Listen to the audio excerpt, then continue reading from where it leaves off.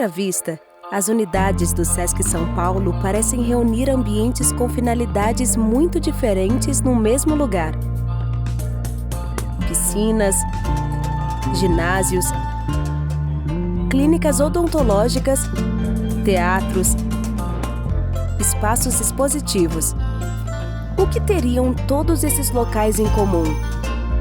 A programação também passeia por áreas bastante diversas: artes, esportes, saúde, lazer, alimentação, cidadania, turismo social, sustentabilidade.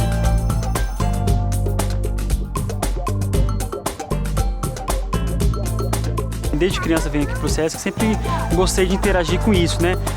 Bolinha de gude, barro, pega-pega, correr no meio do campo, do mato, né? É isso que eu quero trazer para minha filha. É que ela tenha um espaço que ela possa brincar. Eu acho que é isso que é legal o Sesc trazer, né? Ele vem trazer essa união.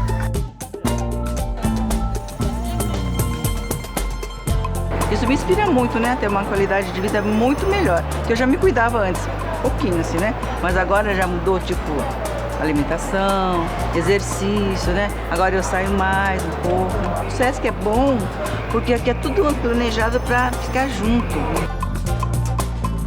E para tudo ficar junto, é preciso pensar a cultura e a educação como conceitos amplos e integrados, imprescindíveis como preparação para uma vida de melhor qualidade.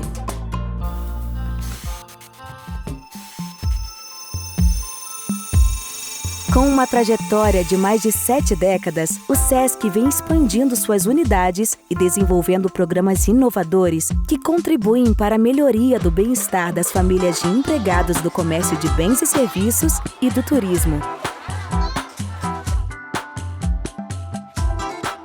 Os benefícios se estendem a toda a sociedade, porque as unidades se caracterizam como espaços de convivência criativa e democrática, sempre abertas ao público geral. Onde o Sesc entra, você começa a mudar. Você faz uma coisa boa, a cidade começa a mudar.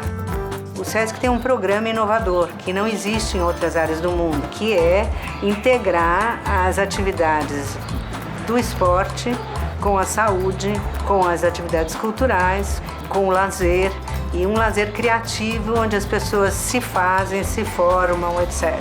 There are other places that have athletics and they have something for older people. So they're organizations, but then I've never encountered something like Sesc that has that type of penetration into the neighborhood and also something cultural to nourish people's soul. O Sesc é uma das mais importantes instituições nesse país de produção de saúde mental coletiva. O acesso aos programas se expande com as ações virtuais, em conteúdos diversos na plataforma digital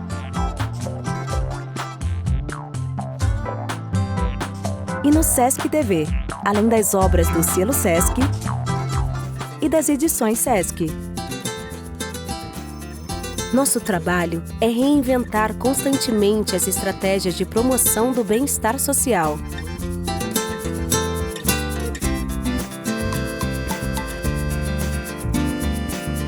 O futuro já está em construção. Os novos espaços físicos e virtuais são projetos que abarcam uma sociedade mais diversa, inclusiva e solidária.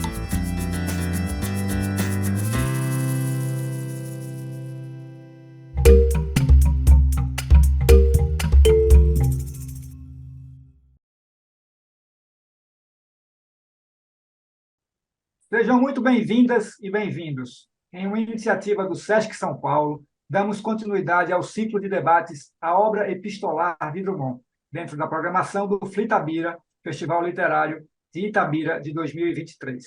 Nossa proposta é mostrar que, em paralelo à sua trajetória literária, Drummond construiu uma outra obra, composta de milhares de cartas trocadas com escritores e escritoras e até mesmo com anônimos.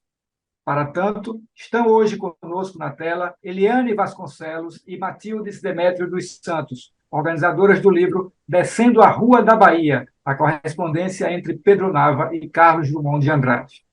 Eliane Vasconcelos é doutora em literatura brasileira, pesquisadora titular da Fundação Casa de Rui Barbosa, onde dirigiu por quase 20 anos o Arquivo Museu de Literatura Brasileira. Foi professora titular do Centro de Ensino Superior de Juiz de Fora e lecionou em universidades francesas. Matildes Demétrio dos Santos é professora titular de Literatura Brasileira da Universidade Federal Fluminense. Tem pesquisas sobre correspondências literárias, biografias e memórias, com publicação em livros e revistas especializadas. Sejam muito bem-vindas, obrigado por estarem aqui. E, para começar, eu gostaria de perguntar a vocês, na verdade, para que vocês recordassem um pouco as primeiras leituras da correspondência entre Pedro Nava e Drummond. Quais foram as primeiras impressões que vocês tiveram daquele material que resultou na organização do livro? Bem, eu vou começar falando porque a ideia foi minha.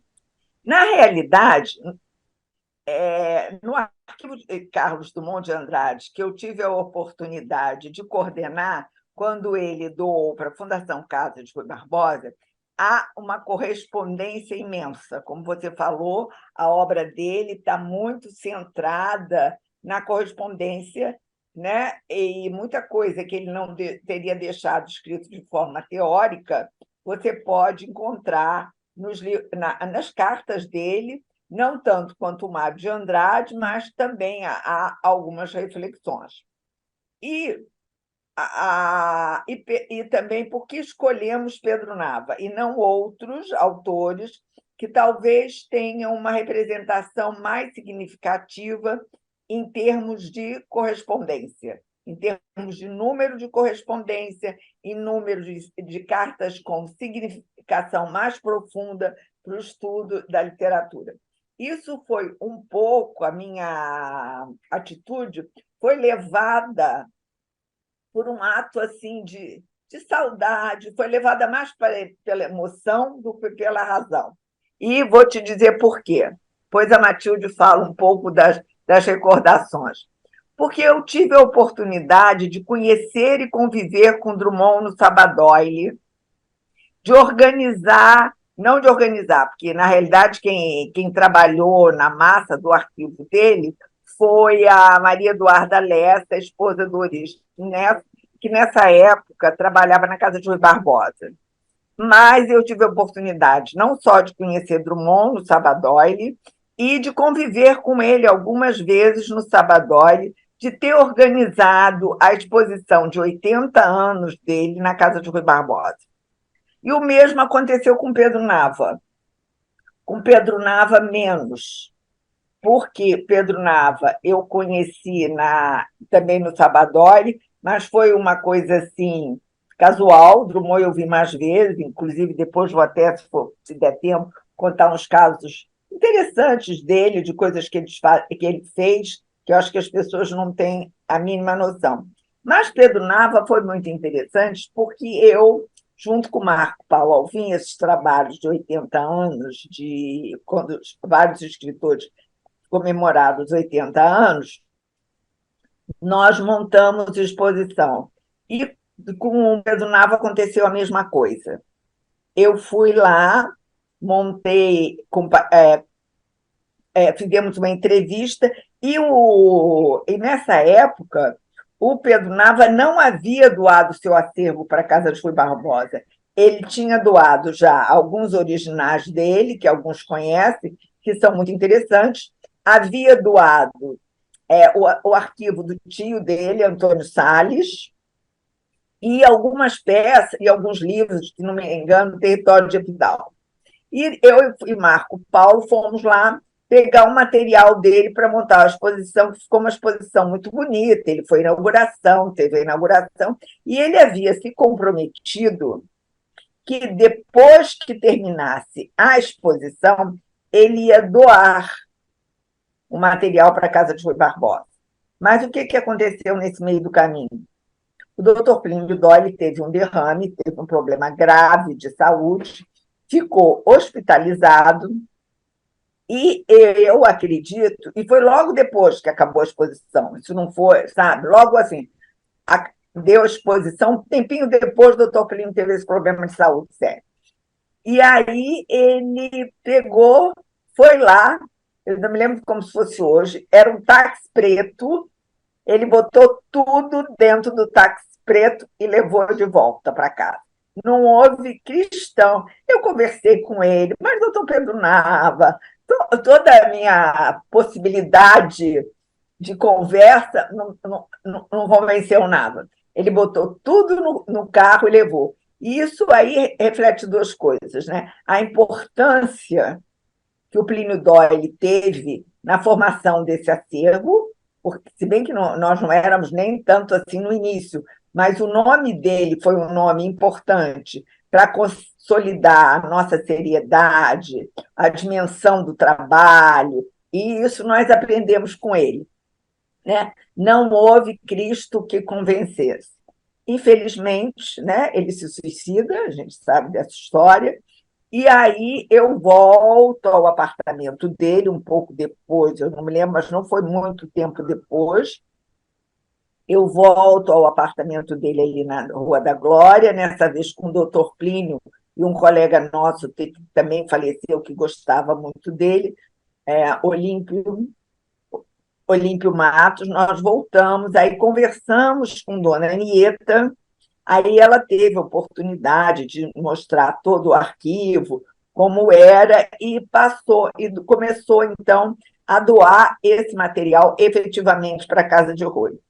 E assim, eu tinha e tenho um carinho muito especial pelos dois, porque os dois sempre me trataram com muito carinho. Eu era nova, eu era bem jovem naquela época, eu devia ter 30 e poucos anos, e eles já com 80, e eram assim, tinham um carinho muito especial.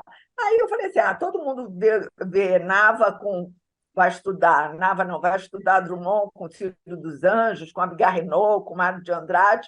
Aí eu telefonei para a Matilde, nós fizemos o doutorado juntas, e somos amigas desde essa época.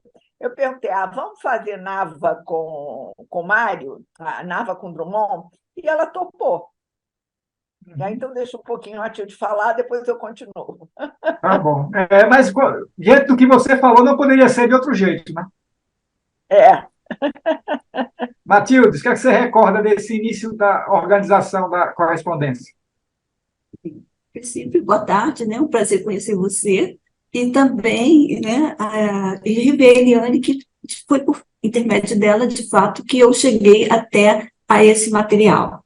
Então, o que eu posso dizer é o seguinte, é que penetrar na intimidade de cartas alheias é esbarrar permanentemente no inesperado. Quer dizer, então, eu percebo assim, dois movimentos em relação a esses missivistas. Se, do ponto de vista de Nava, da leitura das cartas, né, nós vamos conhecer o Nava, aquele que se deixa ver né, para o outro, né, é um Nava jovem, sabe? É um Nava em princípio de carreira, que está estudando medicina, que está procurando emprego, né, cheio de vida, sabe? Belo Horizonte não corresponde às suas expectativas, é muito insípida, é xoxa, sabe? Não tem vida sexual, não tem prazer, sabe? Então, ele vai também para o interior de São Paulo e vai encontrar a mesma sociedade preconceituosa, fechada. Então, a gente percebe nesse Nava jovem não só um germe, uma semente daquele que vai escrever as Memórias de 72, porque já há vários indícios nessa correspondência que mostram o estilo desse futuro memorialista, desse observador atento da realidade, sabe? Muito preso ao espaço, ao lugar, e também em relação à amizade.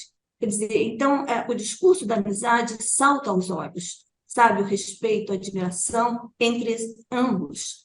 Quando você olha para Drummond só se manifesta na correspondência, a Eliane pode me ajudar, a partir de 47. Quer dizer, quando Nava publica O Território de Epidauro.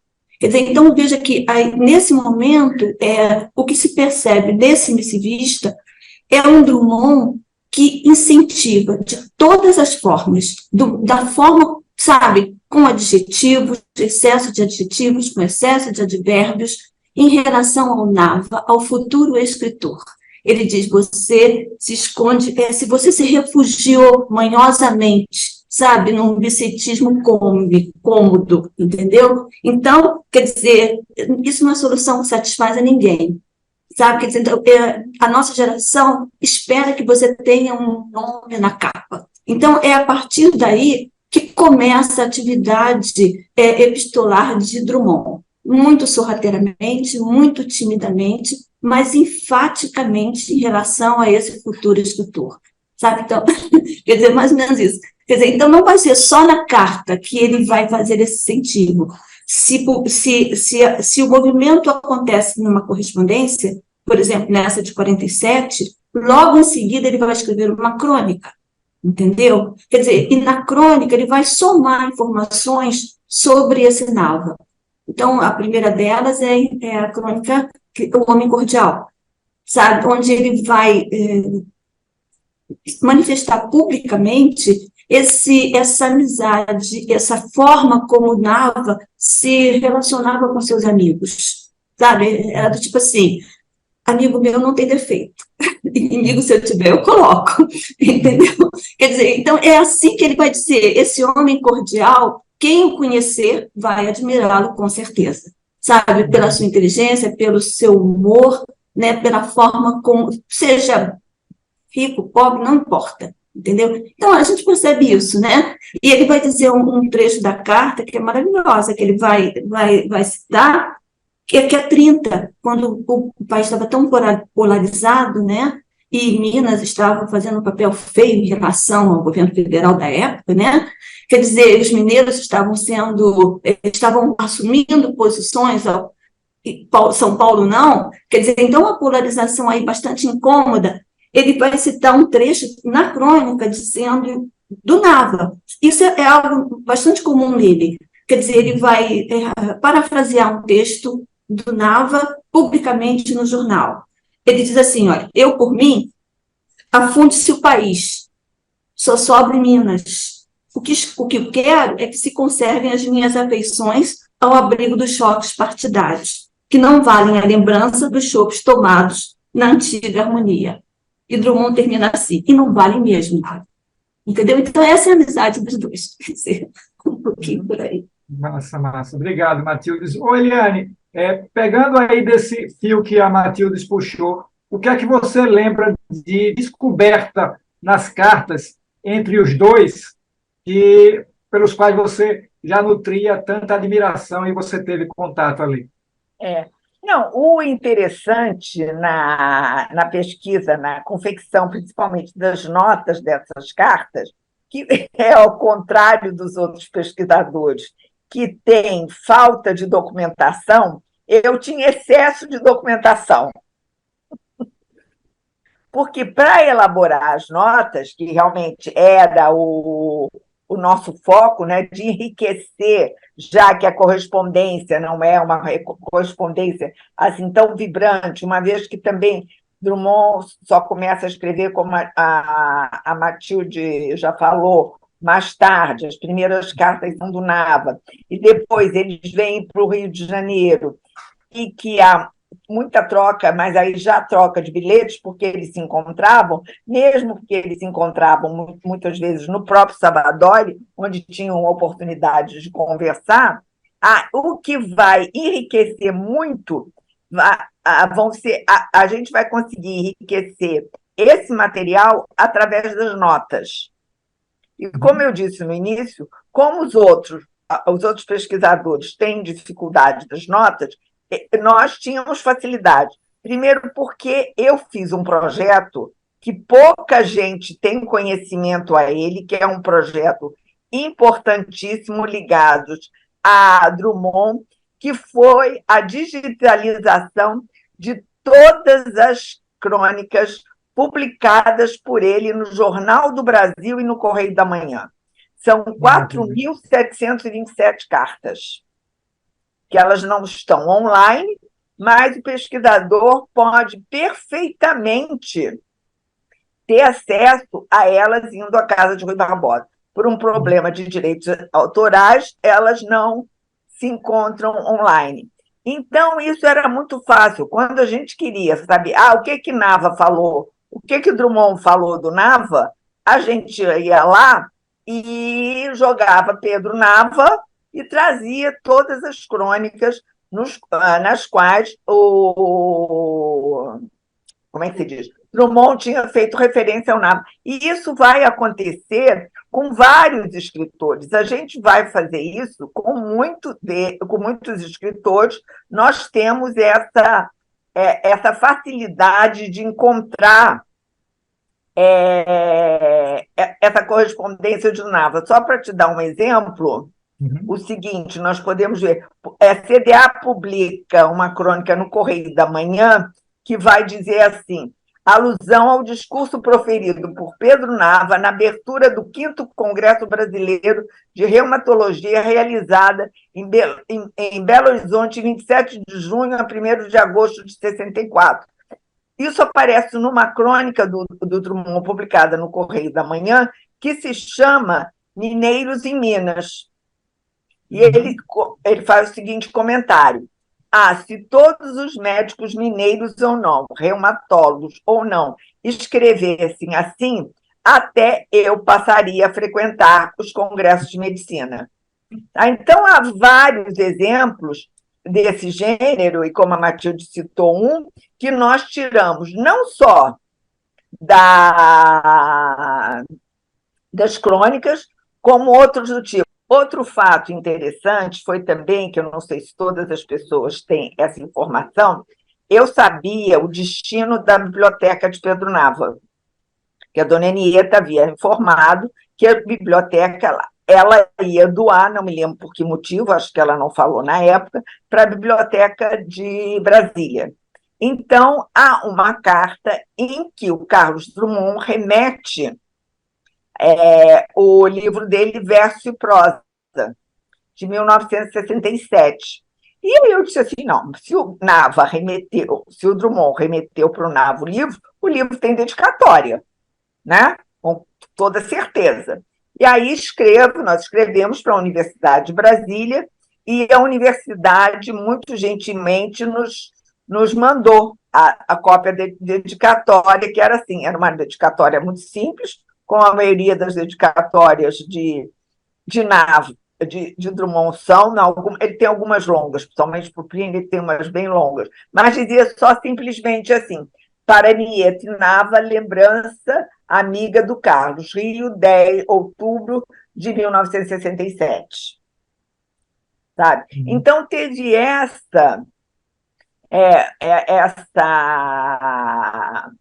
todo esse contato. A mesma coisa aconteceu com o livro Uma Pedra no Meio do Caminho, que foi feito pelo Arnaldo Saraiva, em que ele também manda para o Nava, e o Nava, e a dedicatória também é bem simples, a Enieta e a Nava, não uma pedra, mas um abraço afetuoso do Carlos, Rio, 10 de 67, e é do mesmo ano. E aí tem uma coisa interessante ligado à correspondência do Drummond, é que quando você vai no arquivo dele, você localiza a carta do Saraiva mandou para ele. Tem uma correspondência muito grande do Arnaldo Saraiva, que é uma correspondência bem grande do Saraiva falando da publicação, sabe? Falando dessa problemática, como foi, como tinha sido o trabalho, como ele tinha efetuado o trabalho, e que ele necessitava não vou dizer assim, do aval, mas ele necessitava como é que se diz?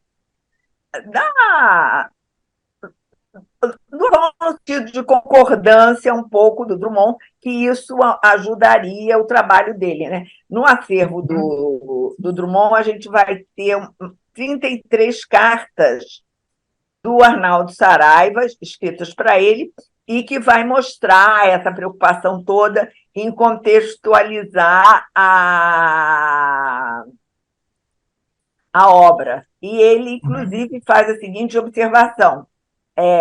Na carta do Saraiva, ele vai dizer o seguinte: você já deve ter recebido o exemplar da pedra que lhe dediquei. e possivelmente outros mais remetidos pelo editor, o que faz jus ao coautor, né? Ao coautor do trabalho, no caso seria Drummond. Por sinal que o livrinho vem interessando bastante ao público. Os comentários dos jornais, espontâneos, não publicidade dirigida, são todos simpáticos e realçam com valor documental da obra o mérito do estudo crítico assinado por você. Vai junto o artigo aparecido hoje do Tristão de Ataíde, que lhe estropiou o nome. Em compensação, se mostrou sensível à qualidade do ensaio. Entre outras manifestações, lembro-me da de Santos Moraes, que, em nota assinada no Jornal do Comércio, considerou excelente a apresentação, juízo que, verbalmente, foi ainda do Rodrigo Melo Franco de Andrade. Então, há toda essa possibilidade de conversa, né?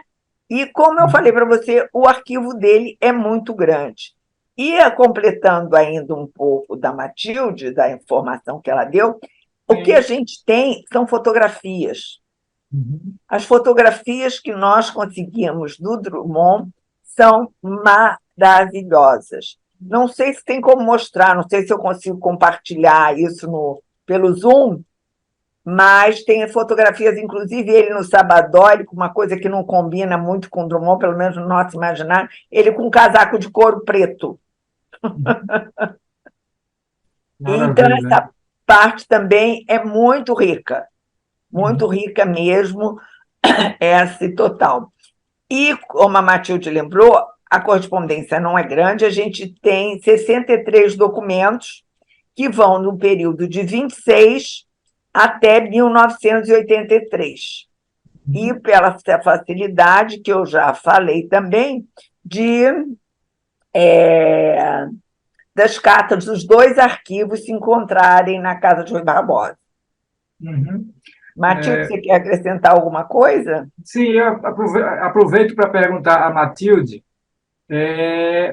a respeito justamente dessa diferença que pode ser notada nas cartas com a passagem do tempo. Então, entre as primeiras correspondências que vocês analisaram e as últimas, o que é que pode se retirar aí da relação entre os dois e até do próprio modo como as cartas foram escritas? Matilde. Olha, quando se lê essa correspondência, o que percebemos é o seguinte: Nava é um missivista barroco, sabe? Ele fala, ele escreve, ele se dedica a cada um daqueles amigos em particular. Ele os trata com apelidos, sabe? Então, ele se faz sempre muito direto, comunicativo, irônico, bem-humorado. Quando Drummond não, Drummond é reservado, ele escreve pouco, sabe? São bilhetes, são cartões postais, né, Eliane, né? Então ele vai, ou quando ele vai se pronunciar com maior número de palavras, será através da crônica. No entanto, se você, não sei se você quer falar alguma coisa, não. Se você, não. Posso continuar? Então, Pode, olha, lógico. Mas se você se debruçar sobre esse material que está lá, né, no Descendo da Rua da Bahia, a gente vai perceber que a preocupação de Drummond, se é que se possa dizer assim, como um voyeur, né, que nós somos, né, nós leitores de cartas somos esse tipo de leitor, o que me parece é que Nava Drummond quer fazer mostrar que não existe um Nava só, sabe? Há vários Navas possíveis. Quer dizer, então, a gente já percebe nesse homem cordial, que ele, né, nessa atitude de sou sobre Minas, acabe o Brasil, mas que fiquemos nós, os amigos, sabe? Aqueles que se reuniam no Estrela, né, no Bar do Ponto. A partir do momento que ele começa com as... Veja, a Eliane citou o discurso, esse discurso que ele vai proferir no 5º Congresso de Reumatologia. Ele vai para o jornal e vai dizer... Na carta ele vai dizer assim, nossa, mas que beleza de discurso, sabe? Que beleza de discurso. Mas ele não fica só aí, sabe? Ele vai para a crônica e vai, sabe, parafrasear trechos desse discurso publicamente, mostrando como é que num congresso de reumatologia, aquele que é médico escreve como um literato, sabe? E aí ele vai reproduzir mesmo um trecho do Nava descrevendo o pôr do sol em Belo Horizonte, sabe? Quer dizer, então ele vai dizer, olha, eu já estive no Egito, eu já vi, sabe, o pôr do sol nas pirâmides, já vi aqui e ali, mas nenhum deles se compara, né, ao pôr do sol entre a Rua Alves de Cabral e Timbiras. Depois ele vai começar a dizer assim, esse também é um grande observador da nossa gente, sabe? Aí começa assim, veja só a mania que ele tem de observar as pessoas. Aí ele vai começar o feitio mineiro, que ele chama de feitio mineiro, e aí ele vai descrever mesmo, sabe? Mineiro é assim, tem amor à conversa, tédio à controvérsia, sabe? Avesso à chalaça, e, sabe? São várias descrições que ele vai fazer na crônica, isso é incrível. Sabe, quer dizer, veja como é que Drummond vai passo a passo, quase que instigando, sabe, dizendo, olha, você tem que escrever, você é um escritor, sabe, por que você se esconde tão mineiramente aí, né, atrás da cortina? E quando ele escreve, e quando, aí a Eliane pode até falar mais, porque esse material está lá no nosso livro, né, quando, em 68, quando houve os 30 anos de publicação de O Defunto, né? O Defunto ganhou uma edição maravilhosa, né? Das edições Macunaíma, pela Bahia. Drummond vai correndo para o jornal, sabe? Escrever uma crônica chamada Coração, Defunto, o Sol. E ele já começa dizendo assim, olha, foram só 50 exemplares, sabe? Quem ganhou se regalou. Quem não ganhou, que xuxa o dedo. O meu não me peça emprestado. Entendeu? Então, ele já começa assim. E não mais do que isso, ele vai fazer assim, uma espécie de crítico mesmo literário, dizendo como é que foi escrito, quando foi escrito o Defunto. Isso está lá na crônica, né? Foi no Mar da Urca, em 1938, sabe? Quer dizer, ele vai... E não só isso, começa a ler o Defunto e criticar, sabe? Dizendo que na verdade, o defunto não morreu. Ele continua vivinho da Silva, sabe? Impactando os leitores. Então, esse movimento que eu acho interessante, sabe? Quer dizer, você tem duas personalidades muito distintas. No entanto, há uma comunhão entre elas, sabe? Porque ambos se admiram bastante e ambos se incentivam. Quer dizer, de um lado, Nava com a sua personalidade exuberante, de outro lado, Drummond, né, tão tímido, tão recatado, e, no entanto, é aquele que mais faz para que esse escritor que está ali, né, tão escondidamente, se revele. Sabe, a gente pode ir seguindo, sabe, quando ele publica, não sei se ele quer falar mais alguma coisa aí sobre isso, o baú de ossos é o baú de surpresas para o Drummond. O trabalho de vocês com as crônicas e as cartas mostra bem a relação entre a obra epistolar e a obra literária, né? São coisas que se integram, não é isso?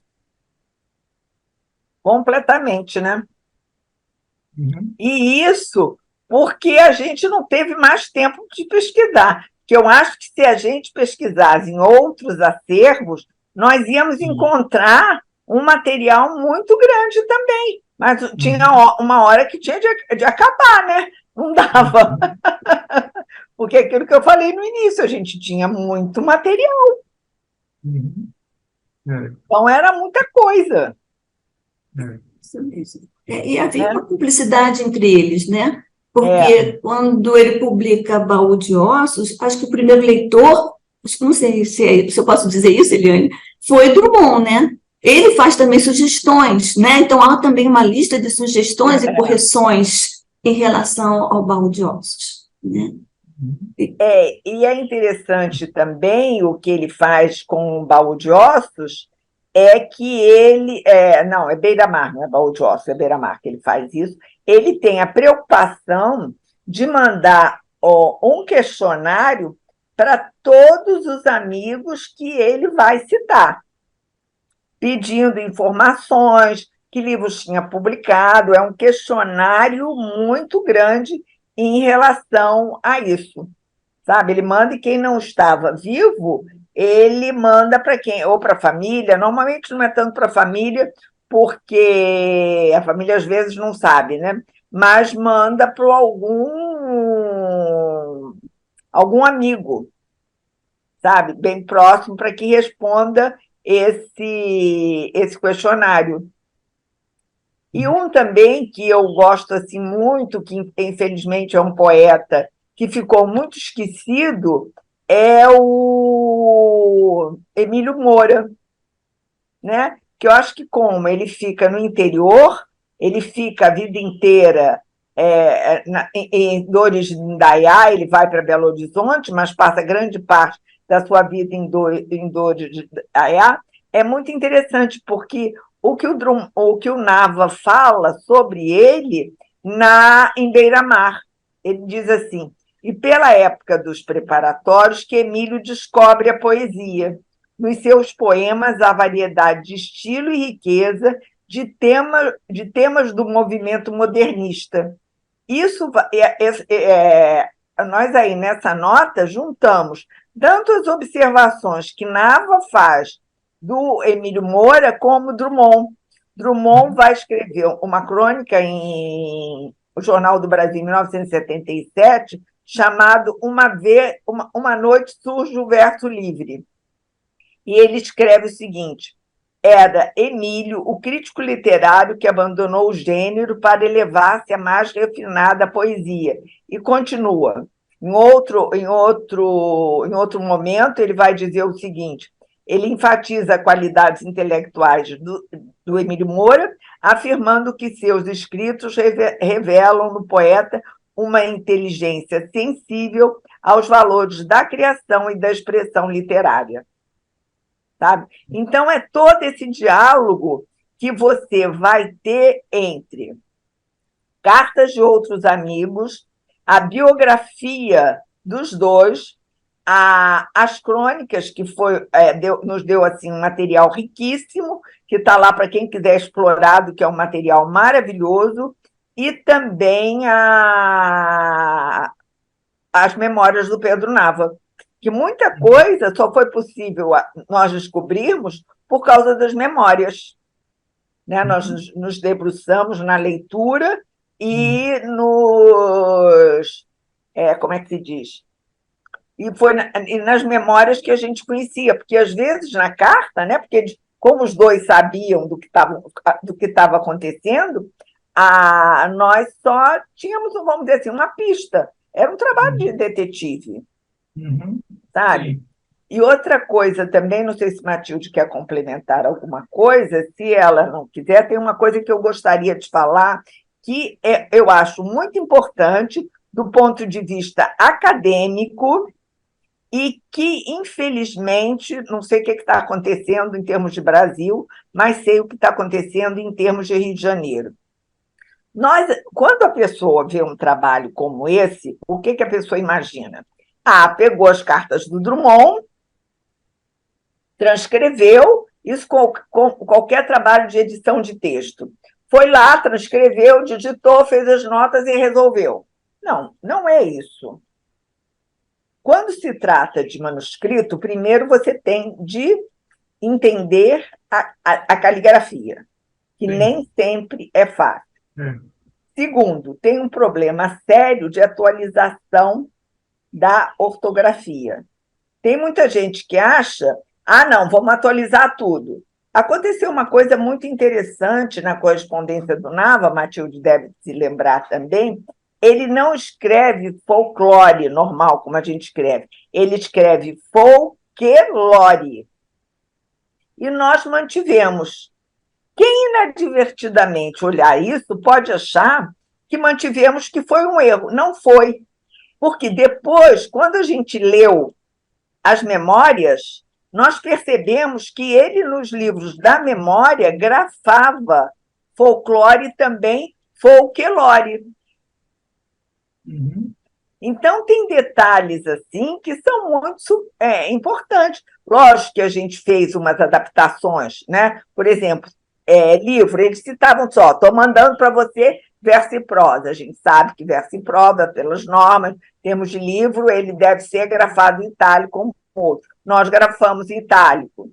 Outra coisa também, mas aí é muito característico da edição de correspondência, certas abreviaturas. Porque certas abreviaturas são importantes de serem conservadas porque elas mostram a rapidez que você, às vezes, está escrevendo, a necessidade que você tem naquele momento de fazer aquela abreviatura. E, às vezes, tem casos que a pessoa acaba desdobrando, quando não é necessário, para mostrar essa fluidez da carta. Né? Então, isso era E, infelizmente, no Rio, onde se estudava essa parte, que é ligado a uma disciplina chamada crítica textual, era a Casa de Rui Barbosa, onde nós somos especialistas em edição de textos por causa da obra completa do Rui. Nós temos e tivemos excelentes preparadores de texto, e a Universidade Federal Fluminense. Pelo que eu sei, essa disciplina acabou na Universidade Federal Fluminense, não tenho certeza, mas eu espero que essas novas gerações, eu tenho inclusive um aluno que Matilde conhece, foi meu orientando de pós-doutorado, que é excelente, e ele trabalha, Marcelo Santos, e ele trabalha na Unirio, ele conhece esse tipo de trabalho. Eu só não sei se ele tem oportunidade de também de ensinar esse tipo de observação, de critério lá dentro, porque nem sempre a disciplina permite, né? Matildes, o que é que você poderia nos contar também a respeito desse detalhe da edição para o livro? Olha, o que eu percebo na carta é que ela é um texto surpreendente, sabe? Quer dizer, veja que você está lendo... É um texto preso a um contexto, não é isso? A um lugar, a um remetente, a um destinatário. É um texto cheio de características que leva o pesquisador às notas. Então, veja, a gente lê, às vezes, um bilhete, uma informação rápida, e você vai buscar a informação fora, né, o paratexto, e aí, de repente, você descobre coisas surpreendentes. Quer dizer, o que me chama a atenção nessa correspondência em particular é que nós temos dois intelectuais, dois homens sensíveis, muito inteligentes, mas que fazem a história de modo diferente, sabe? Quer dizer, no início da carta, nós temos um Nava, né? Quer dizer, um Nava jovem, início de carreira. Mas, à medida que ele se torna médico famoso, né? Com reconhecimento internacional, ele vai também se tornar um memorialista. E vai fazer também a história. Quer dizer, na memória, ele vai refazer, né? Quer dizer, todo o seu trajeto de infância, passando Balão Cativo no Rio de Janeiro, depois volta à Bahia, e vai também resgatando cada um desses amigos em particular. Quer dizer, você vai lá ver o retrato que ele vai fazer de Drummond, né, de Emílio Moura, Duchamp, todos, Afonso de Guimarães, todos os amigos que ele tem, namoradas, né, os casos, os episódios que são interessantes, quer dizer, as suas travessuras, né, os seus namoros frustrados, quer dizer, tudo isso ele vai refazer, né, com mais calma nas memórias. O que eu percebo em Drummond é um fazer a história de modo diferente. É claro que, a partir de Claro Enigma, né, Boitempo, ele vai, sim, vai voltar a Itabira, vai retomar esses laços familiares. Agora, na leitura das cartas, veja que a gente está percebendo que ele vai fazendo também, vai coletando, né, dados peculiares desse grande amigo que é Nava. E ele faz isso com outros amigos também, né? Emílio Moura ele vai fazer com outros amigos que ele também vai dedicar crônicas. E com Pedro Nava em particular, o que me chama bastante atenção é essa personalidade tão multifacetada, sabe? Tão rica em talentos. Porque quando ele escreve a crônica Baú de Surpresas, né, o Baú de Ossos ainda não tinha sido publicado. Ele diz lá, vem aí, né, vem aí, esperem, aguardem, como quem diz assim, olha aí, ó, tá vendo? O lançamento vai ser sensacional, não percam, né, vão lá para a fila. Mas ele já começa a crônica com uma enumeração excessiva de verbos. E são verbos de ação, que ele fala assim, Pedro Nava surpreende, sabe? Pedro Nava assusta, Pedro Nava diverte, Pedro Nava comove, sabe? Embala, inebria, fascina, sabe? Quer dizer, com suas memórias de infância. Então, veja como é que esse amigo vai se colocando publicamente, é uma confissão, sabe, explícita, né, de admiração sem limite, né, e vai dizer mesmo, olha, esse baú não tem nada de fúnebre, o que ele tem é de surpresas, sabe, então, e ainda o tempo todo ele vai dizer assim, como é que foi que esse homem tão danado se escondeu esse tempo todo, sabe, tão ocupado com a medicina, com isso, com aquilo, e, no entanto, ainda tem tempo para escrever, e como escreve esse homem? Só pode ter pacto com o demo. Entendeu como é que é? Quer dizer, então, é isso que acho interessante, a forma como Drummond, sabe, escolhe, não é, para falar sobre o amigo. Não de uma forma reservada, como a carta, que é um texto privado, né, onde o próprio Nava leria, porque, afinal de contas, ele vai usar o jornal, a crônica, né? Ele vai se colocar de uma forma visível, vai dar visibilidade, sabe, a essa personalidade que ele realmente acha fascinante, sabe, e a cada livro, sabe, no aniversário de 70 anos, ele vai escrever Pedro Nava a partir do nome, sabe, onde ele vai também desmembrar todo o nome Nava, com várias referências, com várias riquezas de significado, né, sabe, quando ele sabe que vai publicar O Galo das Trevas, nossa, exultei com a notícia, entendeu? Nossa, como é que isso deixa a gente feliz? Sabe? Então, parece um outro Drummond, não é? Não é o Drummond, assim, tão sorrateiro, sabe? Tão tímido, né? Não, é aquele que se expõe, que diz, eu gosto de você, eu te admiro, e estou aí, ó, mostrando. Então, não sei. Ô, Eliane, e o que é que as cartas entre os dois também trazem a respeito da Belo Horizonte da época? Relativamente pouco, porque isso vai... Quem vai falar mais, foi como a Matilde chamou a atenção, é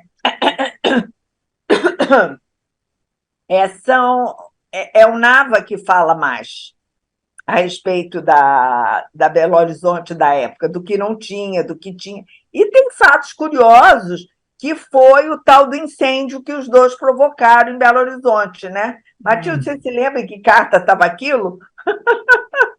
E eles queriam... Eu estou tentando me lembrar aqui, dar uma olhada no livro, mas eu não me lembro. É um fato bastante conhecido. Isso. Que no início, você lembra? Eu não estou lembrada. E que eles tacam fogo no porão, porque eles queriam ver as meninas saindo de camisola. Mas acaba o negócio pegando fogo de verdade, sabe? Isso o Drummond vai contar também numa crônica. E é muito interessante, mas eu não consigo achar onde é que está isso.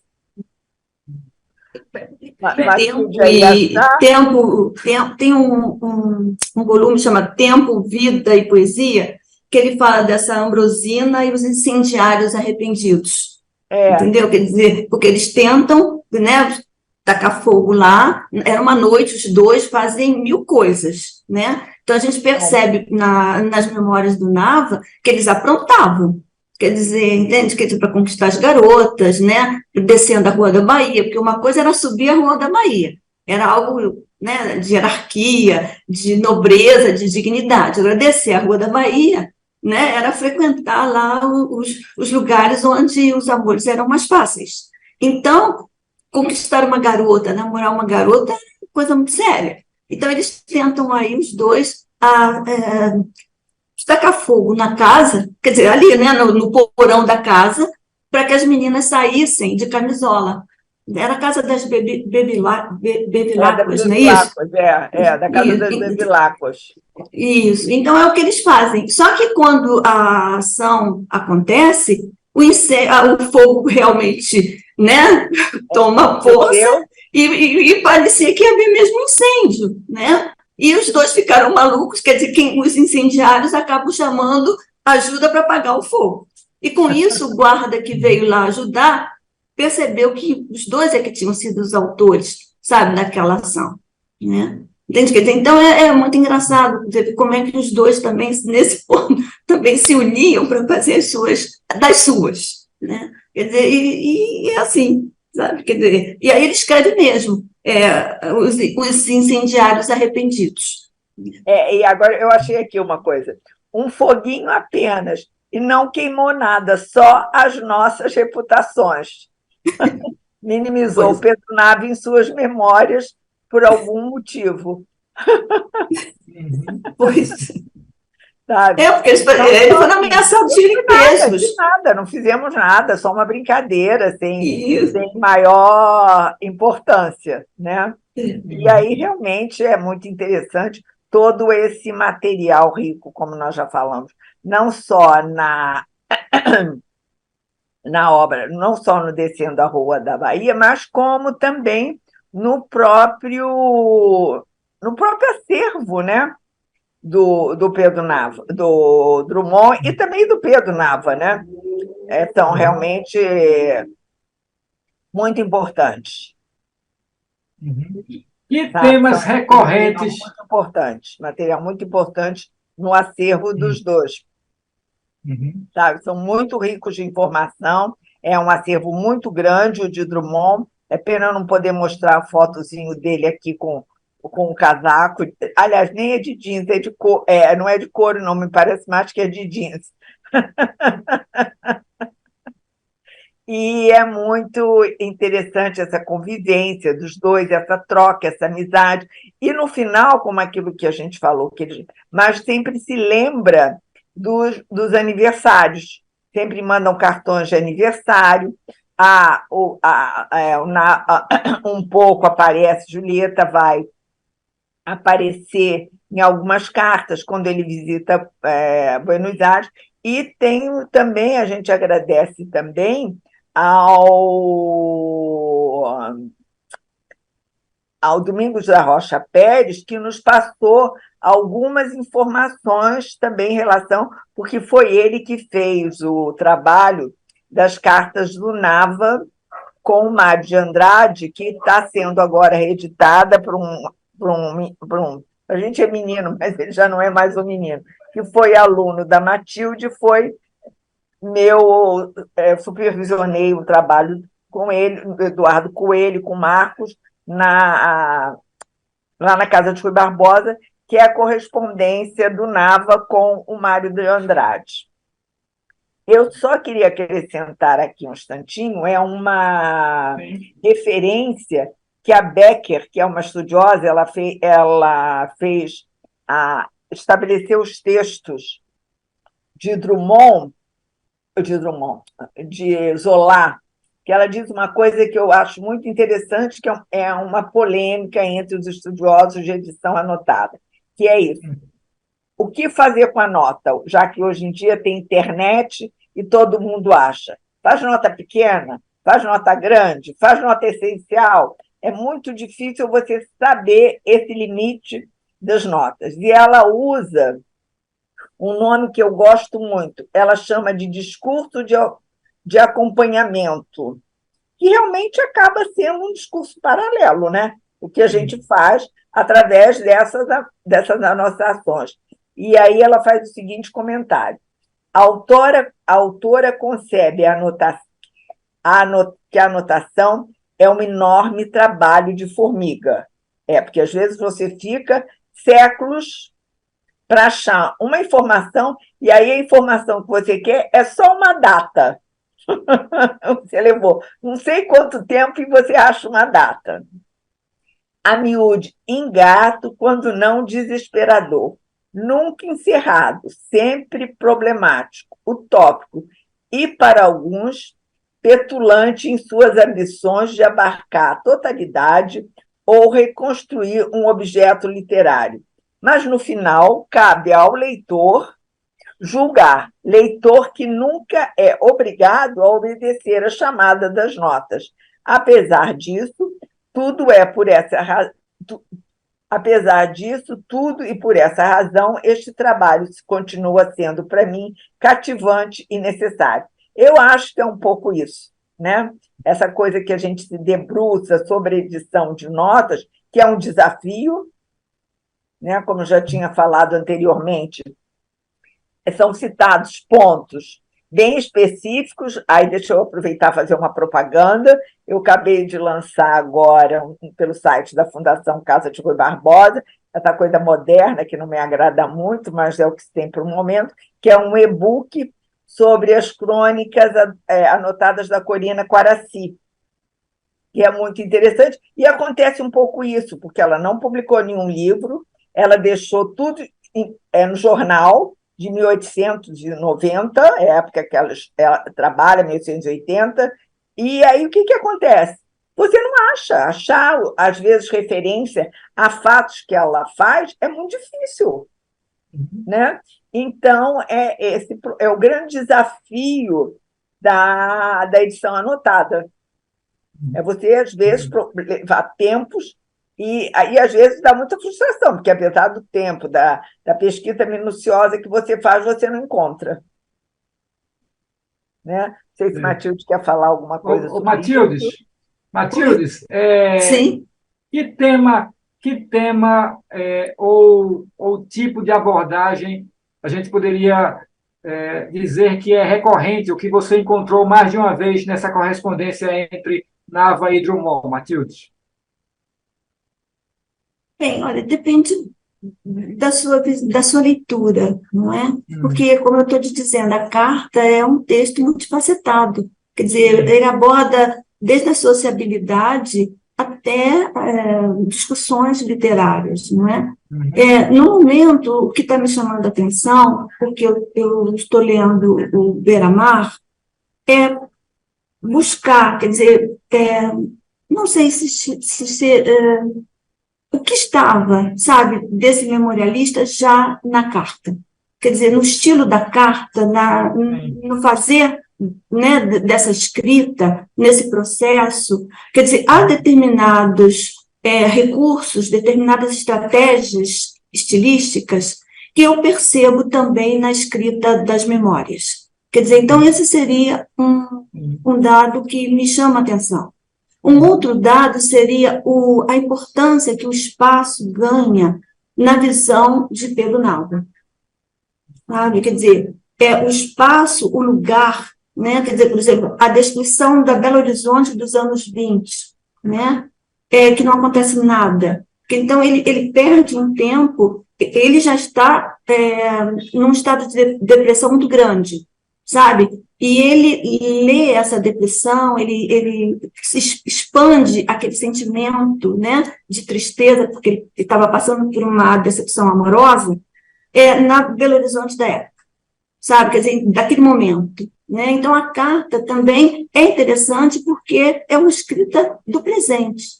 Quer dizer, ela capta, né, um estado de espírito daquele que está escrevendo. Não é? É diferente da memória, né? Porque você escreve no presente sobre algo do passado. Então, você tem tempo de refazer isto, né? De repensar, de reescrever. Não é? A carta, de uma forma geral, não. Né? É uma escrita do presente, é do momento. Então, ela reflete com mais clareza, né, esse estado de espírito, de ânimo. Então, a Belo Horizonte da época não era nada fácil para ele, entendeu? Quer dizer, um Nava cheio de vida, né, cheio de sonhos, expectativas, querendo viver 1000 aventuras amorosas.